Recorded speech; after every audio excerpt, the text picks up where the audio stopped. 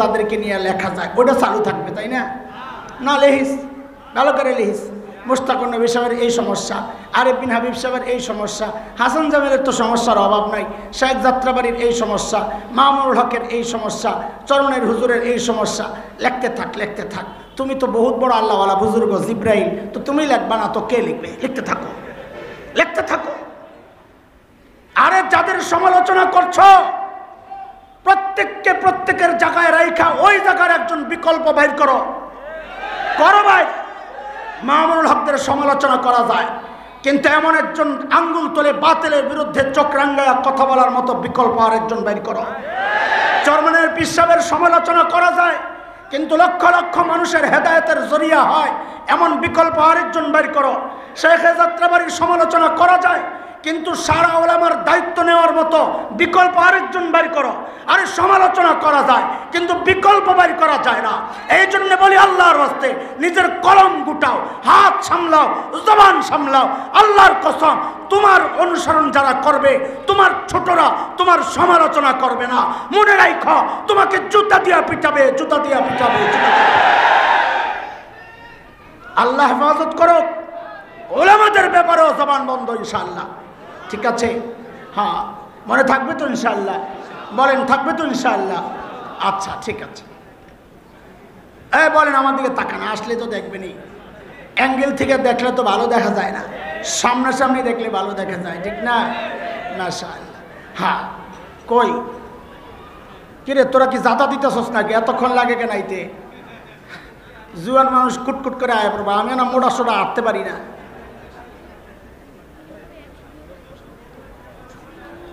কি ও, আপনি কোন কারামতি শিখছেন? আমারও তো জেমে পাইছে, আপনারা পায় নাই? এটা শায়েখ গহরপুরি রহমতুল্লাহ আলাইহির ব্যাপারে শুনছি আমরা অনেক, যে হযরত আসর পড়ছেন ময়মনসিংহ, ইফতার করছেন সিলেট যাইয়া। কেমনে কি জানি না, এগুলো বললেও তো সমস্যা, তোরা এটি আবার ট্রোল করবি। আমরা আমাদের বড়দের কারামতগুলো বলতে ইতস্ত করি, কারণ জানি পোলাপানি অপেক্ষায় থাকে এগুলারে ক্রস দিয়া জাহাজগুবি বাপদাদার কিচ্ছা কাহিনী। আরে বেটা, আমাকে এরকম বাপদাদা আছে তো কত নাই বেটা, তারা কবি করতে গিয়ে কিচ্ছা। আচ্ছা, খেয়াল করেন, মাওলানা যেহেতু চলে আসছে, আমি কথা আগাবো না খুব বেশি ইনশাআল্লাহ, অল্প সময়ের মধ্যে শেষ করার চেষ্টা করবো ইনশাআল্লাহ। হায় আল্লাহ, বাজেও তো কম না। এই শ্রেণী কয়টা? বলেন বলেন। এক পাল্লায় নেকি আছে, আরেক পাল্লায় কাজী মাপার সিস্টেমের মধ্যে এরা কই যাবে বিনা হিসাবে? এদের সাথে আরো একটা গ্রুপের কথা নবী আলাইহিস সালাম বলেছেন। আমি লম্বা হাদিসটা আনবো না, সংক্ষেপ করতেছি। নবী বলেছেন, এই উম্মতের ৭০,০০০ও বিনা হিসাবে জান্নাতে যাবে। আল্লাহ ওয়াদা দিয়েছেন আমার নবীকে, ওয়াদানি রব্বি, হাদিসের শব্দ মুস্তাদে আহমদে আসছে, সিলসিলায়ে সহিহা ইমাম আলবানী রহমতুল্লাহ আলাইহির যে হাদিস সংকলনের যে কিতাব, ওই কিতাবেও আসছে ১৪৮৪ নম্বর ওনার হাদিসের সিরিয়াল। ওখানে আসছে আল্লাহ তাআলা এই উম্মতের কয় হাজার, ৭০,০০০কেও আল্লাহ তাআলা বিনা হিসাবে জান্নাত দিয়ে দিবেন। সুবহানাল্লাহ বললেন, ইন্না লিল্লাহ পড়ানো দরকার। কেন? ও ভাই, ৭০,০০০ নিলে আমগো আসেনি ভাগে, কথা কয় না। আরে কথা বলে না, ভাগে পড়বো কোত্থেকে পড়বো? সাহাবি রয়ে গেছে না? সাহাবি কত? সাহাবি কত? কত? ১৬ লক্ষ। হ্যাঁ, ১৬ লক্ষ সাহাবি কইছে আপনার আন্দাজি। বুখারীর রিওয়ায়েতে আসছে, নবী আলাইহিস সালামের সাথে বিদায় হজে হজ করছেন ১৬ লক্ষ সাহাবি। পলাইছে। কই পলাইছে এটা কো? না না, শোনেন শোনেন, অপবাদ দিব না আমরা। মুদি তার জামাই না, খামাকা অপবাদ দেওয়া লাভ কি? প্রেমিক হইতে পারে সর্বোচ্চ। আরে কথা বলে না, জামাইয়ের বাড়ি তো রংপুর, মুদিরে সর্বোচ্চ কি বানানো যায়? প্রেমিক বানানো যায়। জামাই অপবাদ দেওয়ার দরকার কি? ওর যা অপরাধ, অপবাদ দেওয়ার তো দরকার নাই, ওরই বললেই তো বহুত কিছু। কথা বলেন। পলাইছে আপনজনের কাছে। কার কাছে? কারণ গত ১৬টা বছর আমাদেরকে শুধু এই বয়ান শোনানো হয়েছে, ভারত আমাদের আপনজন বন্ধু, কত কিছু দেয় আমাদেরকে, সুবহানাল্লাহ। গরু দেয়, পেঁয়াজ দেয়, চিনি দেয়, আলু দেয়, আরো কত কিছু দেয়, খালি দেয় দেয় দেয় দেয়। যেই বাংলাদেশ থেকে মাখন যাওয়ার পাইপটা পোলাপাইন 5 তারিখ কেটে দিল, এখন সব দেওয়া বন্ধ করে, এখন খালি হুমকি দেয়, হুমকি দেয়, হুমকি দেয়। দেওয়া ঠিক আছে, জিনিস পাল্টায় গেছে। হুমকি দেওয়ার সময় শুরুতে খুব হুমকি দিছে, পেঁয়াজ দেব না, বাপরে বাপ, বান্দর সাংবাদিক একটা আছে, খালি দেহি লাফায়, পেঁয়াজ দিব না। তা আমি বলি যে পেঁয়াজ লাগবো না কেন?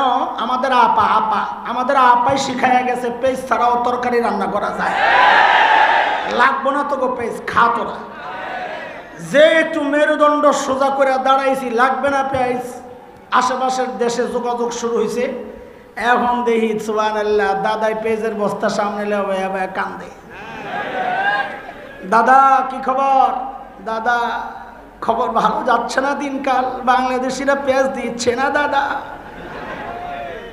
তোরা খা, নারী ঠিক হয়েছে, তোকে মানুষ কমনি, খা, সেই কলিজা নাই। আরে খাওয়ার জন্য তো কলিজা লাগে, তাই না? কানজুসের আড্ডি, এগুলার কলিজা শুকাইতে শুকাইতে আড্ডি হয়ে গেছে গা। এই জন্যে ওই যে বলা বাইরে, আমরাও তো দেখছি বেড়াইতে গেলে ছোট্ট একটা মাটির কাপের মধ্যে একটু চা দিব, চাও যে দিব যাইতে যাইতে না, যাইতে যাইতে বুঝেন তো, মানে অল্প একটু চা দিব আর একটা চিকন টোস্ট বিস্কিট, চিকন আঙ্গুলের মতো, একটু চা আর একটা চিকন টোস্ট দিয়া বলবি কি, দাদা পুরোটা খেয়ে নিয়েন, দাদা দাদা পুরোটা খেতে হবে, রাখা যাবে না।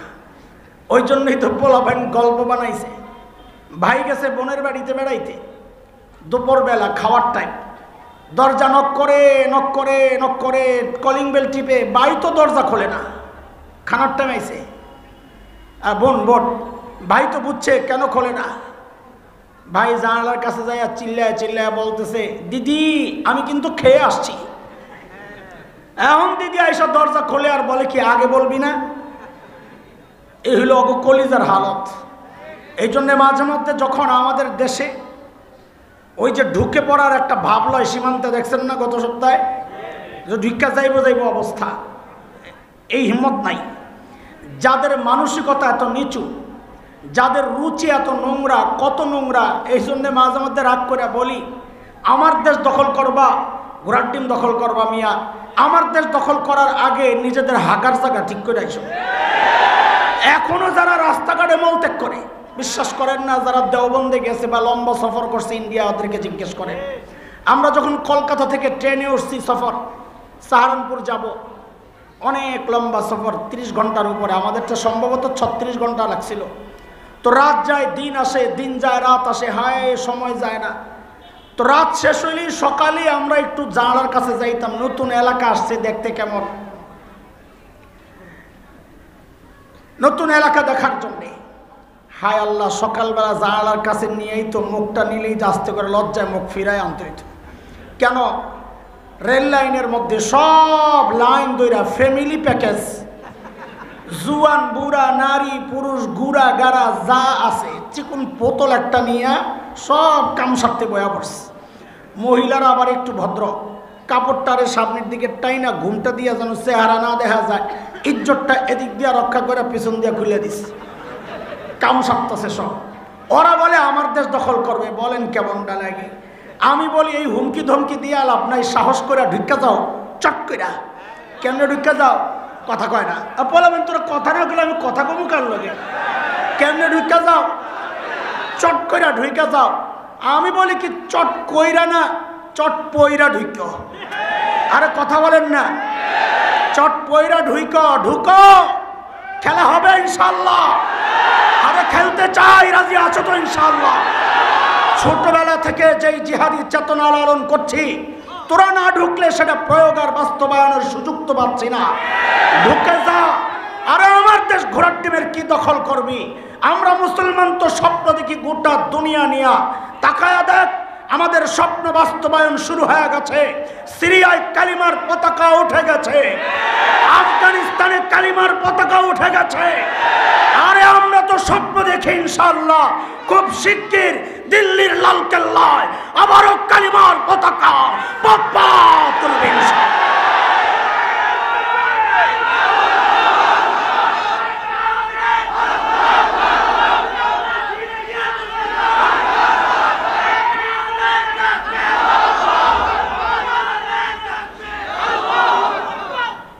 মুহতারাম হাজরিন, আসেন তো না আবার পালিয়ে যাবেন গা? আপনারা তো হেলিকপ্টার দেখলে আর হুঁশতায় না, খাওনটা খাওয়ার সময়ও পান না আপনারা। মুসলমান পালায় না, বলেন মুসলমান ফখরুলের বাড়িও তালাশ করে না। কি বুঝছো? বুঝো ফখরুল সাহেব জায়গা দিবেন তো?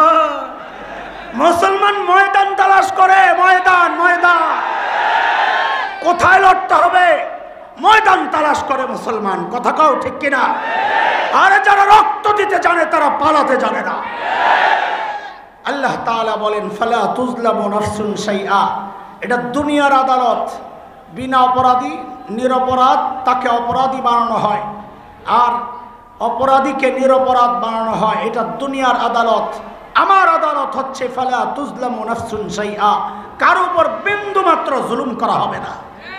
বলে বিন্দু মাত্র মানি তা আল্লাহ নিজেই যেন ব্যাখ্যা দিচ্ছেন। ইন কানা মিসকালা হাববাতিন মিন খারদাল আতাইনা বিহা ওয়া কাফা বিনা হাসিবিন।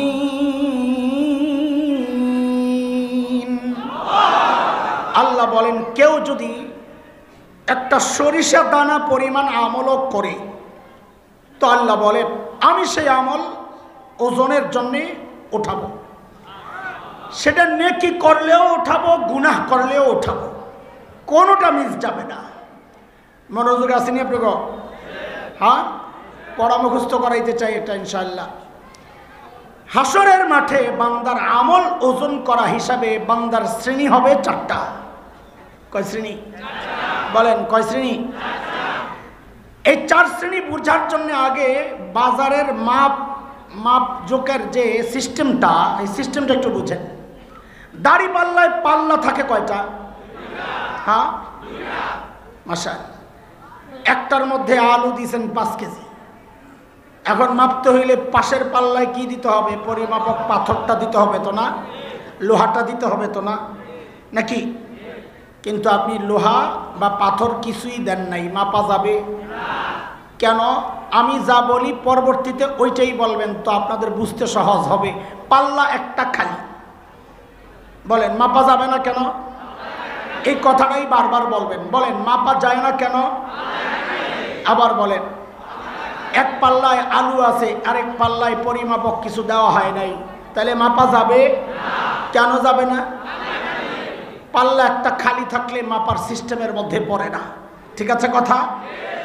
হাসরের মাঠে কিছু মানুষ এমন থাকবেন যাদের নেকির পাল্লায় নেকি তো আছে, কিন্তু গুনার পাল্লাটা খালি। গুনার পাল্লা। এখন বলেন তাদের আমল মাপা যাবে কেন? একটা পাল্লা একটা। হ্যাঁ, আবার বলেন এক পাল্লায় নেকি আছে, আরেক পাল্লায় খালি, গুনাহ নাই, তাদের আমল মাপা যাবে কেন? পাল্লা একটা খালি। তারা কারা?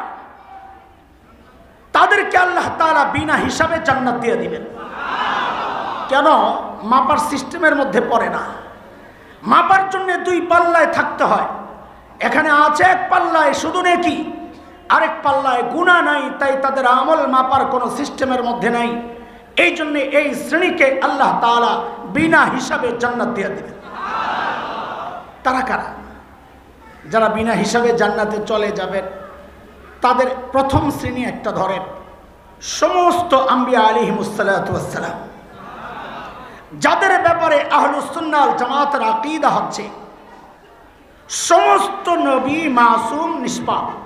বলেন আমার সাথে, সমস্ত নবী। কোন নবী জিন্দেগিতে কোনো গুনাহ কেন করেন নাই? অনেক কারণের মধ্যে একটা কারণ হচ্ছে সমস্ত নবীকে আল্লাহ নিজে গুনাহ থেকে বাঁচায়া দিয়েছেন। কেন বাঁচাইছেন সেই প্রশ্নে আমরা একটু পরে আসবো ইনশাআল্লাহ। এটা একটা সূক্ষ্ম বিষয়, এই সময়ে বহু ফিতনার জবাব আছে এই কথার মধ্যে, এই জন্য একটু মনোযোগ সহ ধরা দরকার। সমস্ত নবী নিষ্পাপ, কেন আল্লাহ বাঁচাইছেন বলেন না, একটু মুখস্থ করার মতো বলেন। সমস্ত নবী নিষ্পাপ, কেন কেন? যেমন আপনাদেরকে একটা উদাহরণ শোনাই। হযরত ইউসুফ আলাইহিস সালাতু ওয়াস সালাম, নাম শুনছেন তো? দুনিয়ার মধ্যে আমাদের নবী ছাড়া সাল্লাল্লাহু আলাইহি ওয়াসাল্লাম সবচাইতে সুন্দর হিসাবে আল্লাহ যাকে বানাইছেন, নবী ইউসুফ। মিশরে যে কোনো ভাবে ভাইদের কারণে মিশরে চলে গেছেন।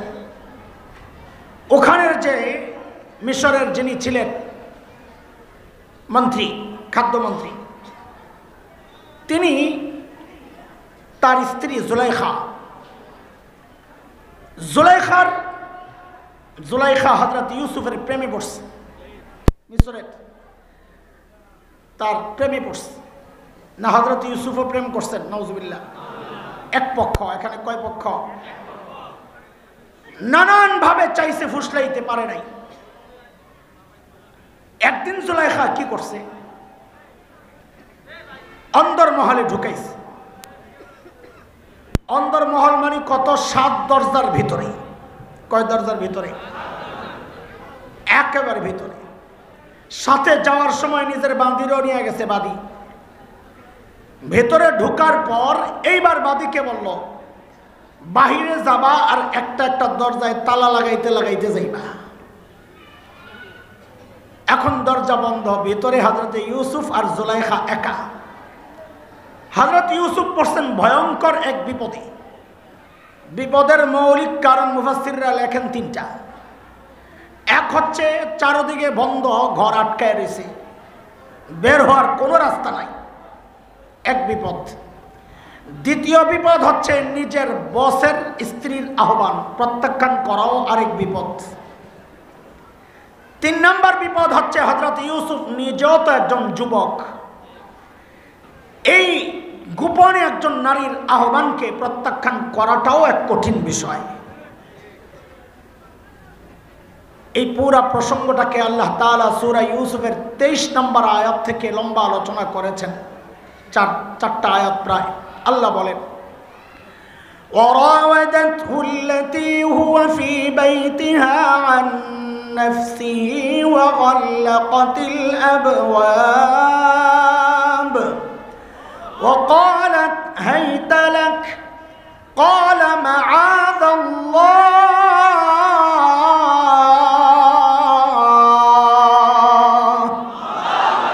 إنه ربي أحسن مثواي إنه لا يفلح الظالمون।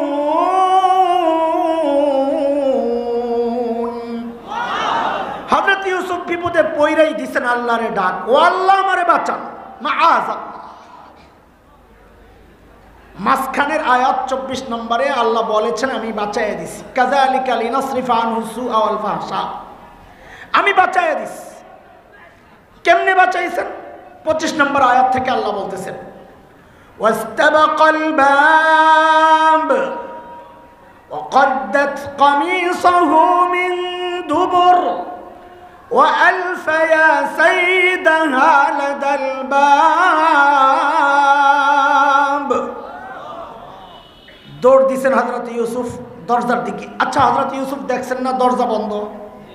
দেখছেন তো? দেখার পরে ওর দৌড় দিলেন যে তিনি বুঝেন নাই, এই বুঝ নাই যে দরজা বন্ধ, আমি দৌড়াইলে কাজ হইব না, জানেন না? দৌড় দিছেন, এটা নবীওয়ালা ঈমান। হযরত ইউসুফ চিন্তা করছেন, আমি যে আল্লাহকে ডেকেছি ওই আল্লাহ আমাকে এখানে অসহায় অবস্থায় একা ছাড়তে পারেন না, ব্যবস্থা একটা করবেনই, যা করে আল্লাহ দিছেন দৌড়। বাস আল্লাহর উপর তাওয়াক্কুল করে দৌড় দিছেন। জুলাইখাও পিছনে পিছনে যায়, পিছন দিয়ে থাবা মারছে জামায় পিছনে, একদম থাবার লগে জামা লেছে ছিঁড়া। দরজার সামনে যাওয়ার সাথে সাথেই দরজা খট করে খুলে গেছে। শুধু একটু বলে যান আমাকে, এই দরজা খুলছেন কে? বাস এটা খালি মনে রাখেন, পরে এসে জয়েন দেবো সবগুলার ইনশাআল্লাহ। দ্বিতীয়, তৃতীয়, চতুর্থ, পঞ্চম, ষষ্ঠ সব দরজার সামনে যায় আর খাট করে খুলে যায়। সপ্তম দরজা খোলার সাথে সাথেই যায়া পড়ছে মিশরের গভর্নরের সামনে, আজিজে মিসর। বেটি জামাইয়ের সামনে পইরাই নগদে পোল্ট্রি মাছ। পোল্ট্রি বুঝেন তো না? হ্যাঁ, পোল্ট্রি মাইরা কি বলে? قالت ما جزاء من أراد بأهلك سوء, আপনার স্ত্রীর সাথে অপকর্মের চেষ্টা যে করলো তার কি শাস্তি হওয়া উচিত? দেখছেন নি বললি, দোষ করলো নিজে, চাপায় আরেকজনের কান্দে। এটাকেই বলে হাসিনা স্টাইল। এই স্টাইলের নাম কি? আরে জোরে কর, এই স্টাইলের নাম কি? এটার ব্যাখ্যা হইল দোষ করে নিজে, চাপায়। এটা শিখছে শয়তান থেকে। কার থেকে? এটা মাথায় না, সবগুলোর জয়েন্ট আছে। এটা শিখছে কার থেকে? সূরা আরাফের 16 নম্বর আয়াতে দেখেন এই কামটা সর্বপ্রথম শয়তান করছে। কি শয়তান কয়? قال فبما أغويتني لأقعدن لهم صراطك المستقيم। আল্লাহ যাদের কারণে আমারে তাড়াইছেন, কাদের কারণে তাড়াইছে? কেউ কেউ ধোকায় পড়ে গেছে, কেউ কেউ সহি জবাব দিচ্ছে। যাদের কারণে তাড়াইছেন মানে আদম আর হাওয়ার কারণে। শয়তান বুঝি সেজদায় পড়ে গেছে, অপরাধ করে নাই। শয়তানকে আল্লাহ তাড়াইছেন শয়তানের নিজের কারণে। কথা বলেন, দয় কয় যাদের কারণে, মানে শুরু হয়েছে ওখান থেকে এই গন্ডগোল। দোষ করছে নিজে, চাপাইছে আরেকজনের কান্দে। আমরা এর শয়তানি স্টাইল না কইয়া ধারে কাছে যেটা আছে এটার নাম দিছি হাসিনা স্টাইল। আসলে স্টাইলটা কার? শয়তানের। বলেন না, আসলে স্টাইল কার? তো নাম দিলাম হাসিনা স্টাইল। নামের পরিবর্তন, জিনিস এক। জিনিস হ্যাঁ, বুঝালেন কথাবার্তা, সব ব্যাখ্যা দেওয়া যায় না। আচ্ছা, বুঝলে ভালো। পোল্ট্রি মাইরাই কই তোমার স্ত্রীর সাথে অপকর্মের চেষ্টা যে করলো তার কি শাস্তি হওয়া উচিত? বাপরে বাপ, কি গরম বেটি। যত বড় অফিসার আছে বাহিরে দেখবেন মাস্তানি করে, ঘরে যায়া বিলাই, ওখানে বউয়ের শাসন চলে। জুলাইখাই কথা বলে যে আপনার স্ত্রীর সাথে অপকর্ম যে করেছে তার শাস্তি কি হওয়া উচিত। বইরা শাস্তি বিবরণ নিজেই দিতেছেন। কই দুইটা শাস্তি একটা হওয়া উচিত। কি সেটা? ইল্লা আইয়ুসজাদ, ওই ওরে আয়নাগরে ঢুকান। কোন জায়গায়? আর ওই সময় আয়নাগর কেমন আসলে আমি কি জানি নাকি, কইছে জেলখানা আর কি, আমি আয়নাগর কইলাম। আও আযাবুন আলীম, অথবা রিমান্ডে নিয়ে একটা কঠিন পিটা লাগান। আজিজে মিসর তো পুরা বেকুফ হয়ে গেছে। এটা কি? উনি ইউসুফকেও চিনে আলাইহিস সালাম, নিজের বউরও তো কম চিনে না। কিন্তু এখন সামনাসামনি যখন কইছে বেরিয়ে, এখন কি করবে? ইউসুফ খবর কি? তো হযরত ইউসুফ বলেন, ক্বালা হিয়া রাওয়াদাতনি আন নাফসি, আমি কিচ্ছু করি নাই, যা করছে বেটি করছে। এখন মিশরের গভর্নর ইউসুফ আলাইহিস সালামকে বলেন কি, তুমি যে করো নাই, খেয়াল করেন সূক্ষ্ম বিষয়, তুমি যে করো নাই এটার প্রমাণ দাও। কারবার দেখেন তো, দুনিয়ার আদালত, ইসলামী শাসন ব্যবস্থা, বিচার ব্যবস্থায় প্রমাণ দেয় যিনি বাদী, আসামি না। প্রমাণ কে দেয়? যে দাবি করে সে প্রমাণ দেয়। আমরা বলি আল বাইয়িনাতু আলাল মুদ্দাই। প্রমাণ দেয় বাদী। এখানে বাদী জুলাইখা অভিযোগ করছে ইউসুফ আলাইহিস সালামের বিরুদ্ধে। তা আপনারাই বলেন তো এখানে প্রমাণ কার দেওয়ার কথা? জোরে কন। নিয়মে প্রমাণ কার দেওয়ার কথা? অথচ প্রমাণ চাওয়া হচ্ছে কার কাছে? নিয়ম মানা হইল না অনিয়ম হইল? কেন এই অনিয়মটা কেন হইল? কারণ হইল তখন জুলাইখারা ক্ষমতায় থাকলে আর নিয়ম মানা লাগে না। আরে বুঝে আসছেনি কথা, বুঝেননি কিছু? তখন অনিয়মই নিয়ম হয়ে যায়। কথা বলেন, তখন অনিয়ম কি হয়ে যায়? নিয়ম হয়ে যায়। সুবহানাল্লাহ। জুলাইখার হযরতে ইউসুফের কাছে যখন প্রমাণ চাওয়া হয়েছে, হযরত ইউসুফ চিন্তা করে আমি এখন প্রমাণ পাবো কই? ভিতরে ছিলাম আমি আর জুলাইখা। জুলাইখা অভিযোগকারী, আমাকে অভিযুক্ত করা হয়েছে। আমরা মানুষ দুইজন, প্রমাণ আসবে কোত্থেকে? কিন্তু ভরসা হারান নাই। আমি যে আল্লাহকে ডেকেছি, প্রমাণের ব্যবস্থা আল্লাহই করবেন। চিন্তা করতেছেন কি করবে। এর মধ্যে জুলাইখার এক ফুফাতো বোন আসছিল বেড়াইতে। তার ছোট্ট এক দুধের বাচ্চা, এখনো কথা বলার মতো বয়স হয় নাই, দুধ খায়। ওইটা ভিতর থেকে এমন কান্না শুরু করছে, ওয়া ওয়া ওয়া, যেন মেশিন একটা জায়গায় দিছে, কান্না আর থামে না। হয়তো এসব কাহিনী হয়েছে। আল্লাহ আমার সাক্ষী বাইর করছে, সাক্ষী দিব ওই পিচ্ছি। জুলাইখা মনে মনে বলে কি, চান্দু খাইছ ধরা। অস্বীকার করতাম, বিষয়টা মীমাংসায় যাওয়া কঠিন ছিল। দলিল আমার কাছেও নাই, তোমার কাছেও নাই। অস্বীকার করলে বিষয়টা সংশয়ের মধ্যে চলে যেত। এখন পিচ্চিরে যে সাক্ষী বানাইছ, পিচ্চিরে আইনা ডাইকে জিজ্ঞেস করবে, আরে পিচ্ছি অপরাধ কে করছে? পিচ্ছি করবে ওয়া, ইউসুফ না জুলাইখা? ওয়া, আরে একটা ক ওয়া। এমনই তো হওয়ার কথা, তাই না? আজিজে মিশরও চিন্তা করছে, ইউসুফ যেহেতু কইছে কাহিনী একটা আছে, নাইলে এই জায়গায় যদি বলতো আমরা কি বলতাম? ফাইজলামি করস না, এই পিচ্ছি কি সাক্ষী দিব রে, এই কথা বলতাম না। আরে কথা বলেন, বলতেন না? তুই আমার সাথে ইত্রামি করস, আমার সাথে বিতলা, কে বাদ যাইব, কে যাইব? খালি এই আলোচনা চল। কি আলোচনা করতেছ? বলে ইয়া রাসূলুল্লাহ, ৭০ কই, কে কে এমনি কি বিষয়? তো নবী কিছু ৭০,০০০-এর কিছু গুণাগুণ বয়ান করছেন, যারা কারো কাছে খালি ঝাড়ফুঁকের জন্য যায় না, প্রয়োজন ছাড়া। ওই যে আগুনের ছেক দেয় না, আর ওই যে কুফা কুফা বলি না, কুফা কুলক্ষণে, এগুলো বিশ্বাস করে না, এমন ৭০,০০০, এদের আলামত হলো এটা। এরপর নবী যেটা বলেছেন, পরে বোঝা গেল কি, এই ৭০,০০০ যাবে না, এই ৭০,০০০ হইল গ্রুপ লিডার। বলেন এইবার সুবহানাল্লাহ কোন ফাইজলামির জায়গা বাস্তা আকাম করে এলোমেলো পাগলামির ভাবলো লাগাই তো ধরে বাড়ি, কথা কন। কিন্তু আজিজে মিসর জানে, ইউসুফ জানতেন মানুষ না। ইউসুফ যেহেতু বলেছে পিচ্ছি সাক্ষী দিবে, এর মধ্যে কাহিনী একটা আছে। পিচ্ছিরে আনা হয়েছে, পিচ্ছিরে। এখন পিচ্ছিরে জিজ্ঞেস করা হচ্ছে, এরে পিচ্ছি অপরাধ কে করছে রে? দেখেন আল্লাহ তাআলার কি কুদরত। পিচ্ছি যদি সরাসরি বলতো যে অপরাধী জুলাইখা, ইউসুফ নিরপরাধ, তাহলে ওরা বলার একটা সুযোগ পাইতো। ওই সময়ে জাদুবিদ্যার খুব চর্চা চলতেছিল, ওরা বলার একটা সুযোগ পাইতো যে ইউসুফ জাদু করে এই পিচ্চির মুখ দিয়া কথা বের করে ফেলছে। আল্লাহ কাহিনী ওইটা করার নাই। আল্লাহ এমনভাবে ধরছেন, আমরা হইলে বলতাম আর কি ছাই দিয়া ধরছে, ছুটার কোনো সুযোগ নাই।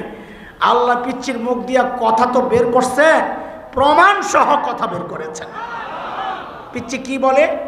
ইন কানা কামিসুহু কুদ্দা মিন ক্বাবল ফাসাদাকাত ওয়া হুয়া মিনাল কাযিবিন ওয়া ইন কানা কামিসুহু কুদ্দা মিন দুবুর ফাকাযাবাত ওয়া হুয়া মিনাস সাদিকিন। পিচ্চি বলে কি, ইউসুফের জামা চেক করে। কি চেক করতে কয়?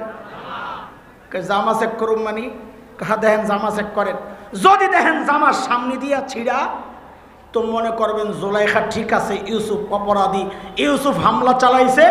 জুলাইখা নিজেকে রক্ষার জন্য, আত্মরক্ষার্থে ইউসুফরে যে ধাক্কা ধুক্কা দিয়েছে, সামনে দিয়া জামা ছিঁড়লেছে।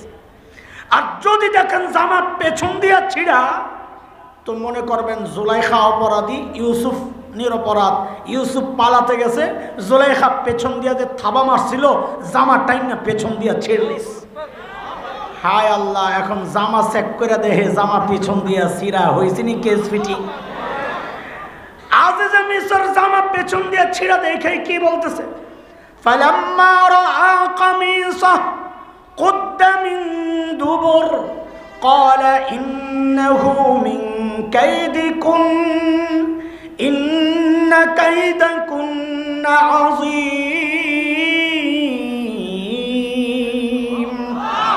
জামা পেছন দিয়া ছেড়া দেখে, আরে জুলাইখা, তোকে বেডিগো চক্রান্ত বড় মারাত্মক। আল্লাহ ইউসুফ রে কি কয়, ইউসুফ আলাইহিস সালাম, ইউসুফ আরিদান হাজা, কাউরে কিছু বইল টইল না, মান ইজ্জতের ব্যাপার। আর বেটির কয় আস্তাগফিরি লিজাম্বিক, তুই তওবা কর, গুনাহ করছস, তওবা কর, দোষ করছস, নিজে চাপায়া দিছস আরেকজনের কান্দে। এখন আমরা কই তওবা টবা কইরা যদি কয় যা করছি মাফ চাই আর জিন্দগিতে করুন না, এইটা কইল ছাড়ার একটা রাস্তা তৈরি হবে। কখন? যদি কয় আর জিন্দগিতে রাজনীতি করুন না, সাথে যারা যারা এই গণহত্যায় জড়িত ছিল এদেরও শাস্তি হবে, এই তিনটা শর্ত যদি মানে তো আমরা মাফ করতে রাজি আছি। আর নাইলে এই মাফ তুমি আগেও চাইছ।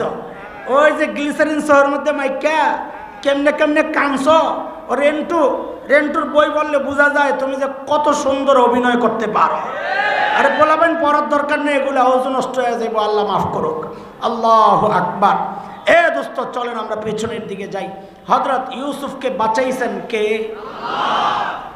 দরজা খুলছেন কে? বাচ্চার মুখ দিয়ে প্রমাণ সহ কথা বের করেছেন কে? কথা বলেন। কি জন্যে? আল্লাহ তার নবীকে বাঁচানোর জন্য সব কিছু করেছেন। তার মানে নবীরা যে কোন নবী যে গুনাহ করেন নাই এর একটা মৌলিক কারণ, এবং এটাই আসল কারণ, সমস্ত নবীকে আল্লাহ নিজে বলেন না, আল্লাহ নিজে। কিন্তু প্রশ্ন হইল আল্লাহ কেন বাঁচাইছেন নবীদেরকে? এটা একটা সূক্ষ্ম ব্যাপার। বর্তমান সময়ের অনেক ফিতনা এই বিষয় না বোঝার কারণেই হয়। একটু খেয়াল করেন, আল্লাহ তাআলা সূরা হজ 17 নম্বর পারার একদম শেষ পৃষ্ঠা 75 নম্বর আয়াত আল্লাহ বলেন, আল্লাহু ইয়াসতাফি মিনাল মালাইকাতি রাসূলান ওয়া মিনান নাস ইন্নাল্লাহা সামিউন বাসীর। আল্লাহ বলেন মানুষ এবং ফেরেশতার মধ্যে যে রাসূল, এটা আমি আল্লাহ নিজের নির্বাচন। রাসূল নির্বাচন কার? জোরে কন, জোরে কন। এটা রাতের ভোটের নির্বাচন না, এই নির্বাচন কার? আরো জোরে বলেন কার? আল্লাহ সমস্ত নবীকে গুনাহ থেকে কেন বাঁচাইছেন? কারণ নবীরা যদি গুনাহ করত তো আল্লাহর নির্বাচনটা প্রশ্নবিদ্ধ হয়ে যাইত যে আপনি কাদেরকে নির্বাচন করলেন, এরা দেখি গুনাহ করে। এই জন্য দোস্ত হযরত উলামায়ে কেরাম, উলামায়ে দেওবন্দ বিশেষ করে এই জায়গায় এতটা কঠোর। কেউ যদি নবীদের সমালোচনা করে তার মানে সে আল্লাহর নির্বাচনকে প্রশ্নবিদ্ধ করছে। শুধু তাই না, কেউ যদি নবীদের দায়িত্বে অবহেলার ভয়ঙ্কর অভিযোগ তোলে, কথার কথা এমন যদি কেউ বলে নবী মূসা আলাইহিস সালাম তার নবুয়তের দায়িত্বে, রিসালাতের দায়িত্বে অবহেলা করেছেন, তিনি কাজ ঠিক করেন নাই, নাউযুবিল্লাহ, তাহলে শুধু নবী মূসাকে অভিযুক্ত করা হয় নাই, ওই মানুষটা আল্লাহর নির্বাচনকে পর্যন্ত প্রশ্নবিদ্ধ করেছে। এই বক্তব্য যে দিবে, এই চিন্তা যারা লালন করবে এবং তাকে যারা ভক্তি সহ মানবে, আল্লাহর কসম একটাও হকপন্থী কেউ হইতে পারে না। সবগুলো বাতিল, গোমরাহ, পথভ্রষ্ট, একদম আহলুস সুন্নাহ ওয়াল জামাত থেকে বাইরে চলে গেছে। উলামায়ে কেরাম এই জায়গায় এত কঠোর কেন বুঝতেছেন কিছু? নবীদের একটু সামান্য দোষ বের করতে পারা মানে হচ্ছে আল্লাহর নির্বাচনকে প্রশ্নবিদ্ধ করা। এটা আমরা করব না ইনশাআল্লাহ। বলেন নবীদের ব্যাপারে জবান বন্ধ, বলেন ইনশাআল্লাহ। আরেকটা শ্রেণী আছে তাদের ব্যাপারেও জবান বন্ধ, সাহাবায়ে কেরাম। খবরদার, এই দুই পক্ষ নিয়ে কখনোই মন্তব্য করব না, এমন কোনো কথা বলবো না যে তাদের কোনো রকমের ইজ্জতে আঘাত আসে। রাজি আছি তো ইনশাআল্লাহ? হ্যাঁ হ্যাঁ, নবী নিয়ে কথা বলবো না, সাহাবী নিয়ে কথা বলবো না, বলবো শুধু আমাদের বড়দেরকে নিয়ে। ফেসবুক